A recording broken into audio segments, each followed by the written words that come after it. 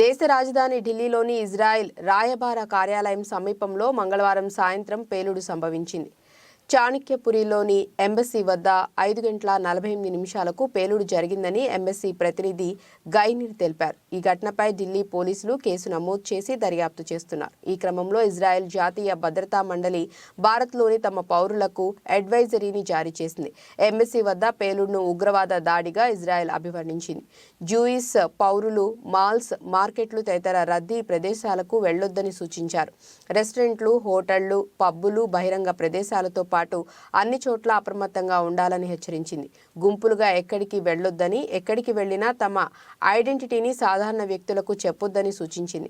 Social మీడియాలో ఫోటోలను post చేయొద్దని చెప్పింది. ఇదిలా ఉండగా మంగళవారం సాయంత్రం రాయబార కార్యాలయం వెనుకాల పేలుడు జరిగినట్లు పోలీసులకు సమాచారం అందిందని ఓ సీనియర్ పోలీస్ అధికారి తెలిపారు. ఇజ్రాయెల్ ఎంబసీ సెక్యూరిటీ గార్డ్ సమాచారం అందించాడని, 100 మీటర్ల దూరంలో ఉన్న సమయంలో పేలుడు శబ్దం వినిపించిందని పేర్కొన్నారు.